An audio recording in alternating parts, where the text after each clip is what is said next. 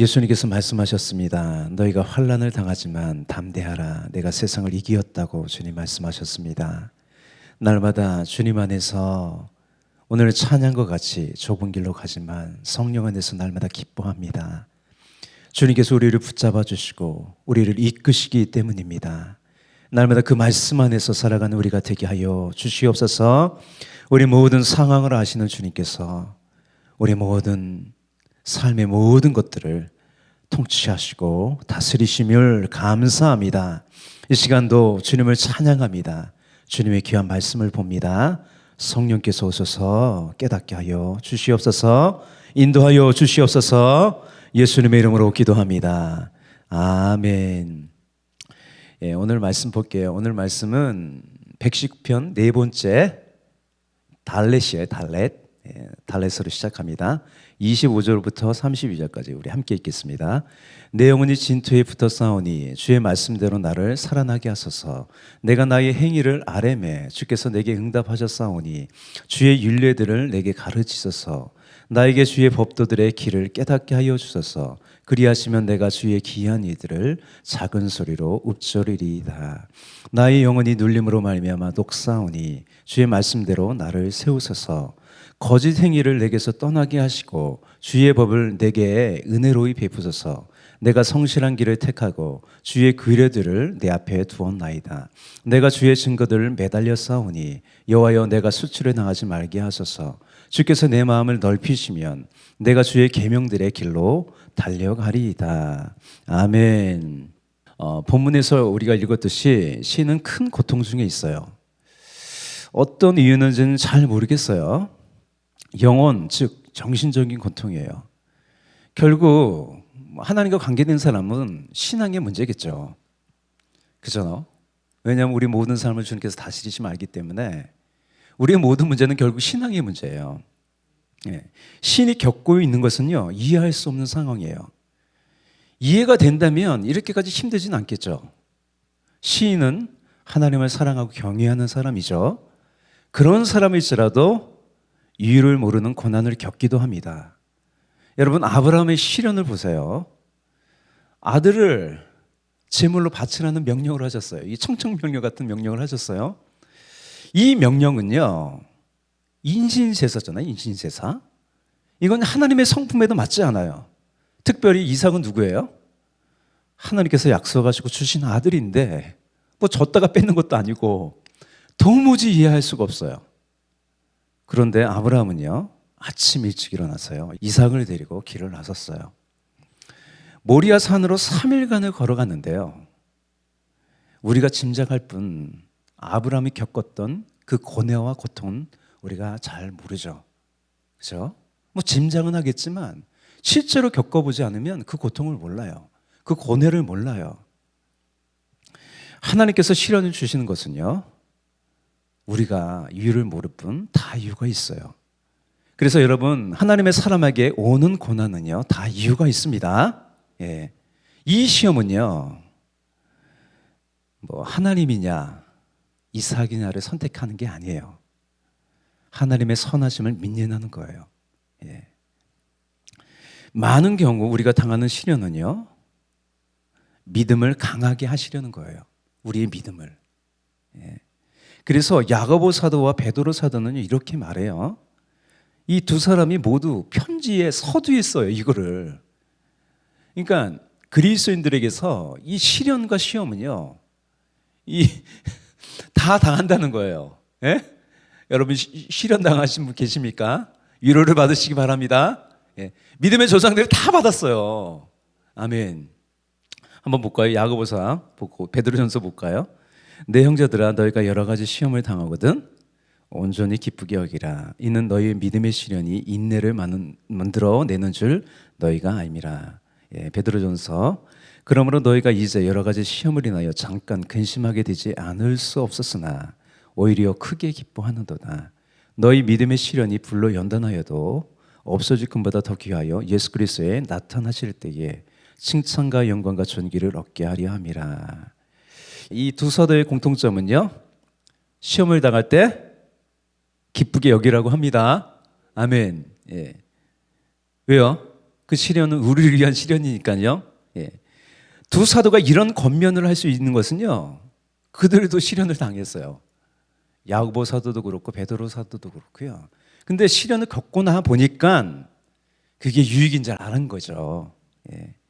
당시에는 고통스러웠는데 지나고 나니 내 믿음이 달라져 있는 것을 보았어요. 예. 제가 얼마 전에 저보다 한 3, 4년 전에 먼저 개척하신 목사님이 우리 교회에 다녀가셨어요. 제가 걱정이 돼서 왔대요. 그런데 제가 많은 얘기를 통해서 목사님 달라졌어요. 달라졌어요. 내공이 느껴져요. 그래서 우리가 고난과 시련을 겪으면요, 성경이요 더 공감이 가는 거예요. 예, 내 얘기처럼 들려요. 내 얘기처럼. 이거는요 지식적으로 아는 것하고는 달라요. 그래서 저도 이제 개척한 지 얼마 안 돼서 안 됐잖아요. 한 1년이 채 안 됐는데 제가 금식은 거의 해본 적이 없어요. 전에 있던 교회에서. 개척하니까 좀 어려움이 있어요. 그래서 저번 주에 3일 했고 이번 주에 3일 하고 다음 주에도 3일을 해야 되나 그런 생각을 합니다. 예. 욥도 고난 중에 어떻게 됐어요? 하나님을 만나고요. 이렇게 고백을 하여 내가 주께 대하여 귀로만 듣다가 눈으로 주님을 뵌다고 해요. 예. 그래서 이 119편의 시인이 이유 없는 영혼의 고통을 겪으면서 이 말씀의 깊이는 더할 거예요. 119편을 계속 봐야 알겠지만 점점 말씀의 깊이가 더할 거예요. 예. 이것도 시인의 과정이니까요. 예. 이제 본문을 볼게요. 25절부터 28절까지 내용상 한 단락이에요. 25절이에요. 내 영혼이 진토에 붙어 싸우니 주의 말씀대로 나를 살아나게 하소서. 시인은 자신의 고뇌를요, 내 영혼이 진토에 붙었다고 해요. 영혼이 진흙에 나뒹구는 거예요. 공감이 되시나요?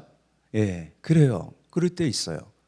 시인의 영혼이요, 그 마음이 엉망진창이 되어버렸어요. 다음 28절은요, 이 고통에 대한 다른 표현이 28절에 나와요. 나의 영혼이 눌림으로 말미암아. 영혼이 눌려있대요. 압박감이 있다는 거예요. 고통스럽다는 거예요. 나의 영이 눌림으로 말미암아 녹사오니 주의 말씀대로 나를 세우소서. 여러분, 시인이요 빚쟁이에 쫓기듯 영혼에 압박감이 있어요. 시인은 이런 상황에서요 기도할 수밖에 없어요.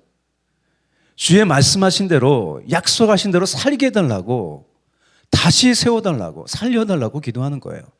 다음 26절이에요. 내가 나의 행위를 아뢰매 주께서 내게 응답하셨사오니 주의 율례들을 내게 가르치셔서.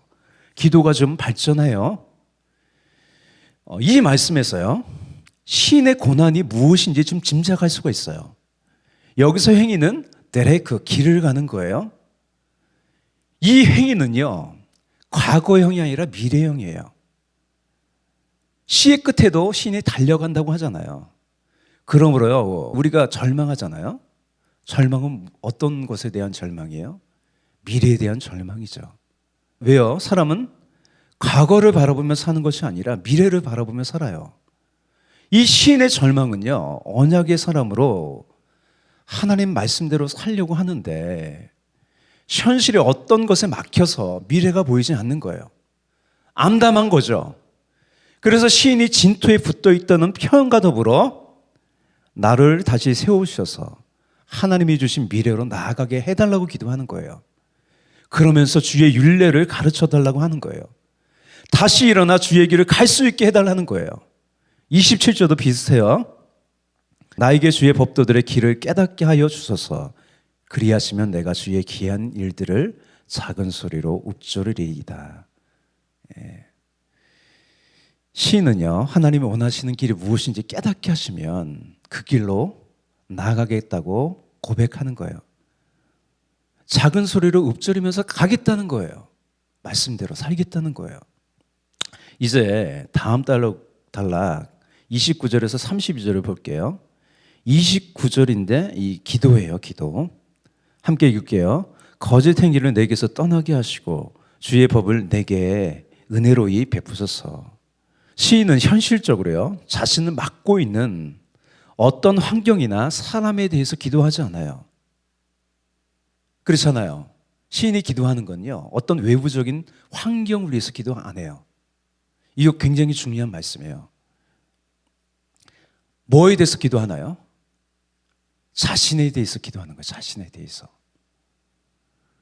나에게 거짓된 모습이 있다면 깨닫고 그 모습을 버려서요, 하나님께 합당한 사람 되기를 기도하는 거예요. 내가 바뀌면요, 환경이 바뀌는 거예요. 하나님께서 환경을 바꾸실 능력이 없으신가요? 있어요. 천지를 만드신 분이 환경을 어떻게 못하는 분이 아니에요. 하나님은. 하나님께서 우리에게 왜 고난을 주시나요? 나를 깨닫게 하시기 위해서, 나의 믿음을 강하게 하기 위해서, 오늘 시인의 표현대로면 이 거짓행위를 버리게 하기 위해서. 할렐루야, 아멘. 그래서 시인이 내가 깨닫고 바뀔 수 있도록 은혜를 베풀어 달라고 기도하는 거예요. 우리가 여러 가지 시험을 만날 때 이렇게 기도하셔야 돼요. 내가 깨닫고요, 은혜를 베풀어 달라고 우리 기도해야 돼요. 예. 할렐루야. 예. 30절입니다. 내가 성실한 길을 택하고 주의 규례들을 내 앞에 두었나이다. 기도가 좀 발전했어요. 예. 성실하다는 것은요, 신실하다는 거예요. 시인은요, 신실하신 약속을 믿고요, 약속을 믿고 멈췄던 길을 다시 가겠다고 다짐하는 거예요. 기도하면 이런 다짐이 생겨요. 아멘. 우리 31절도 볼게요. 내가 주의 증거들에 매달려 싸우니 여호와여 내가 수치를 당하지 말게 하소서. 이것은 언약의 증거들을 매달렸다는 건 뭐냐면 굳게 결합했다. 언약의 증거들을 굳게 결합하여 살아서요, 29절에서 말한 거짓 인생이 되지 않는 거죠. 거짓 인생은요, 하나님 앞에 설 때 부끄러움을 당하게 돼요. 예. 그래서 이 고백은요, 계속해서 언약을 붙잡고 살겠다는 고백이에요. 하나님께서요, 이렇게까지 시인의 마음을 회복시켜 주셨어요. 다시 언약으로 돌아온 거예요. 다시 말씀으로 살겠다는 용기가 생겼어요.